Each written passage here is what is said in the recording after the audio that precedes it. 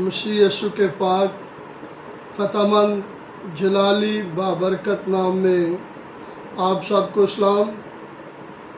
मेरी तमाम मसीही बहन भाइयों को और तमाम सुनने वालों से गुजारिश है कि आज जो हम मज़मून लेकर आए हैं, जूज मजूज कौन है, इस मज़मून को मुकम्मल तौर पे सुनिएगा ताकि आपको पूरी हिस्ट्री मिल सके, आपको मुकम्मल तौर पे जूज मजूज कौम के बारे में जानकारी हो सके।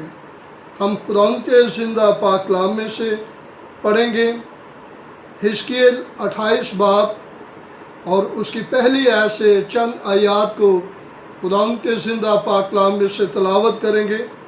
खुदा के कलाम में मरकूम है और खुदा का कलाम मुझ पर नाजिल हुआ कि आए आदम ज़ात, जूज की तरफ जो मजूद की सरज़मीन का है और रवश और मशेक और तोबल का फरमारवा है, मतवजो हो और उसके ख़िलाफ़ नबूवत कर और कह खुदा यूँ फरमाता है कि देख आए जूज, रवश और मशेक और तोबल के फरमारवा, मैं तेरा मुखालिफ हूँ और मैं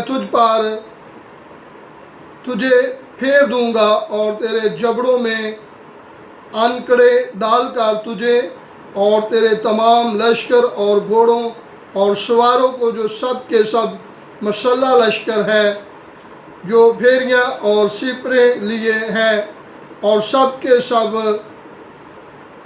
तहेजान हैं, खींच लाऊंगा और उनके साथ फारस और कोश और फ़ुआत जो सब के सब सुपर बरादर हैं और ख़ुद पोश हैं, जमर और उसका तमाम लश्कर और शमाल की दूर अतराफ़ के अहले तजरमा और उनका तमाम लश्कर, यानी बहुत से लोग जो तेरे साथ हैं। खुदा के मुक़द्दस पाक कलाम पढ़े जाने और सुने जाने पर खुदा की बरकत हो।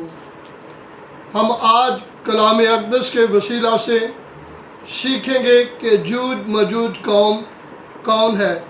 खुदा ने ये पैगाम हिजकिय्येल नबी के ज़रिए तकरीबन 2500 साल पहले नाजिल किया और खुदा हिजकिय्येल को छोटी उम्र में ही, जो छोटी उम्र का कहन था, जब खुदा ने उसे सब कुछ बता दिया कि मैं आने वाले दौर में, आने वाले वक्त में मैं क्या करना चाहता हूँ। हिजकिय्येल जब असीरी में आ चुके थे और हिजकिय्येल जब छोटी उम्र के थे, उस वक़्त ही खुदा ने उसे बता दिया था कि आने वाले वक्त में मैं क्या करने जा रहा हूँ। खुदा ने हिजकिय्येल पर आश्कारा किया कि जूज मजूज की लड़ाई से पहले इस्राएल का मुल्क दोबारा बनेगा और यहूदी दुनिया की तमाम ममलकतों से फराहम किए जाएंगे। और ये नबूवत 14 मई 1948 को पूरी हुई। इस नबूवत को आप हिजकिय्येल 37 बाब में देख सकते हैं। खुदा का कलाम अपने बंदा हिजकिय्येल पर नाजिल हुआ और खुदा ने कहा कि मैं अनकरीब पूरी बनी इस्राएल कौम को मैं फिर से इनके मुल्क में बहाल कर दूंगा, इन्हें वापस इकट्ठा कर लूँगा।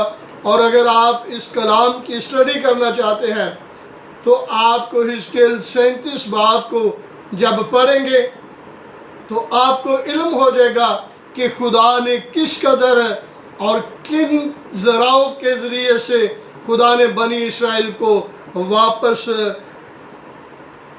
इस्राएल में इकट्ठा किया।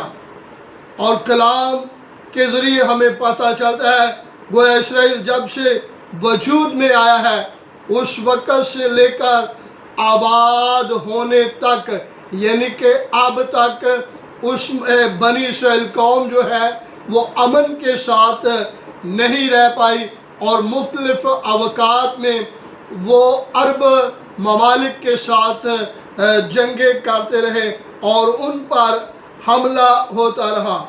لیکن کلام بیان کرتا ہے خدا بنی اسرائیل قوم کو ایک شمال کی طرف جو ان پر حملہ ہوگا، غور طرف شمال کی طرف سے جو ان پر حملہ ہوگا وہ ان کے لیے بہت ہی بڑا وہ حملہ ہوگا۔ اور آج ہمارا مضمون بھی، آج کی وہ ساری بات چیت بھی جو خدا کے کلام کے ذریعے سے ہم سیکھنے والے ہیں، وہ آج کا مضمون بھی ہمارا اسی حملے کے تعلق سے ہے۔ یہ حملہ آخری دنوں یعنی کلیسیا کے آسمان پر اٹھائے جانے کے بعد ہوگا، اور اس کے تعلق سے خدا اپنے کلام اقدس میں بیان کرتا ہے اس حملے میں حصہ لینے والے کون کون سے ممالک ہوں گے۔ یہ حملہ ایک ملک نہیں بلکہ کئی ملک مل کر بنی اسرائیل پر کریں گے، اور جوج مجوج جو پرانے عہد نامہ میں جن کا ذکر آیا ہے وہ موجودہ روس کا ملک ہے، اور مشرق ماسکو ہے، اور فارس جو ہے ایران، عراق اور افغانستان ہے، اور کوش ایتھوپیا اور سویڈن ہے، اور فوات لیبیا ہے، اور اشکناز آسٹریلیا اور جرمنی ہے، اور جمر جو ہے وہ مشرقی یورپ ہے، اور تجرمہ جنوبی مشرقی یورپ ہے۔ یہ تمام مل کر بنی اسرائیل کے ملک پر حملہ کریں گے، اور یہ تمام فوجیں جب حملہ کریں گی ان تمام ملکوں کا پیشوا جوج ہوگا، اور جو روس ہے وہ ان کی سربراہی کرے گا، اور اس کا حصہ اس حملے میں سب سے زیادہ ہوگا۔ یہ حملہ اچانک اور بڑا زبردست حملہ ہوگا، یہ طوفان کی طرح ان پر حملہ ہوگا، کیونکہ سب روس اور ان کے تمام اتحادی بنی اسرائیل کو جب گمان بھی نہ ہوگا ان پر چڑھ آئیں گے، اور بڑی فوج کے ساتھ ان پر حملہ ہوگا۔ اس حملے میں جو میں نے آپ کو ممالک بتائے ہیں ان کا ذکر ہے، اور یہ تمام روس کے اتحادی ہوں گے، اور یہ سارے مل کر بنی اسرائیل کے ملک پر چڑھائی کریں گے، اور ان کی آمد شمال کی طرف سے ہوگی۔ یہ جنگ روس خود نہیں لڑے گا، یہ جنگ اسرائیل خود نہیں لڑے گا، بلکہ ان کی جگہ خدا ان قوموں کے ساتھ لڑے گا جو جنگ کے لیے ان کے ملک پر چڑھائی کریں گے۔ اور یہ جنگ کیسی ہوگی؟ اس جنگ میں پہاڑ گریں گے۔ کیا ہوگا؟ پہاڑ گریں گے۔ اس جنگ میں تلوار پکڑنے والا جس کے ہاتھ میں تلوار ہوگی وہ اپنے بھائی پر ہی تلوار چلا دے گا۔ اس جنگ میں شدید قسم کا می آئے گا، بڑے بڑے اولے برسیں گے، آگ اور گندھک فوج پر نازل پڑے گی، اور اس نبوت کو، اس کلام کو ہم جاننے کے لیے 38 باب کو، حزقیل 38 باب کو اگر ہم اسٹڈی کرتے ہیں تو ہمیں علم ہو جائے گا کہ کیسے اس قوم پر، ان تمام افواج پر کیسے خدا اپنا زور آور بازو نازل کرے گا۔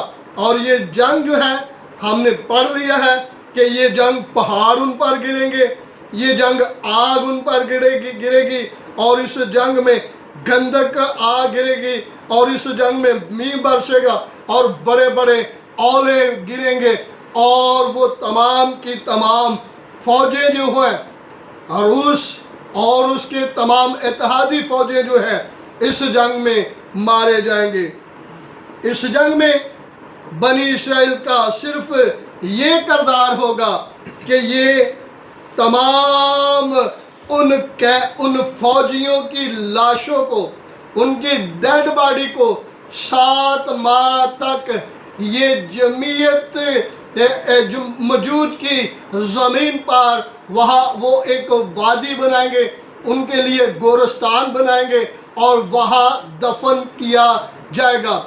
और वो 7 साल जंग के 7 माह तक ये उनकी तमाम लाशों को वो दफन करते रहेंगे और 7 माह तक लोगों को ये बता दिया जाएगा कि अगर आप में से कोई फौजियों की जूझ मौजूद की फौज की हड्डी को देखे, हड्डियों को देखे, डेड बॉडी को देखे, तो वहाँ एक पत्थर खड़ा कर देना और जो दफन करने वाले होंगे वो उसे उठाएंगे और जमीयत जूझ की ज़मीन पर जाकर उन्हें दफन कर देंगे। और बनी इसराइल का काम लड़ाई करना नहीं होगा, वहाँ उन्होंने कोई लड़ाई नहीं की। और कलाम बयान करता है कि 7 साल तक बनी इसराइल कौम उन तमाम फौजी साजो सामान को वो जलाते रहेंगे। हालेलुया। जंग जिन्हां दी लड़दा यहोवा और जंग कदी नहीं हार दे। कलाम बयान करता है कि खुदा के लोग बनी इसराइल 7 माह तक कैदियों को दफनाते रहेंगे, उनकी लाशों को उठाकर दफनाते रहेंगे और उनका साजो सामान, उनका जंगी साजो सामान जो होगा वो 7 साल तक वो उसे उठाकर जलाते रहेंगे। और ये खुदा के कलाम की सच्ची और उम्दा और अमीक बातें हैं। इस जंग का मकसद खुदा ने हिजकियेल 39 बाब में बता दिया है।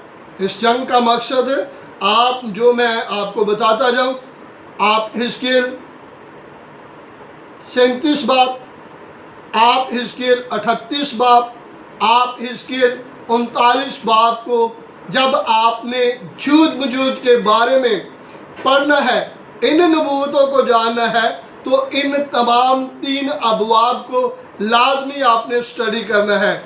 इस जंग का मकसद खुदा ने हिजकियेल 39 बाब में बता दिया है। जूझ और मजूज और उसके साथी जानेंगे कि खुदावंद जिंदा खुदा है। हालेलुया। कम्युनिस्ट रूस ने खुदा का हमेशा इनकार किया और खुदा का नाम लेने वालों का हमेशा वो दुश्मन रहा। और इन लोगों का मैं जिक्र करता जाऊं जो खुदा का नाम लेने वाले थे और उनकी भरपूर रूस मुखालफत करता रहा। इन मज़ाहब में यहूदी मसीही और मुसलमान हैं जिन पर हमेशा रूस जुल्म करता आया और रूस इसराइल में खुदा के हाथों से सज़ा पाएगा।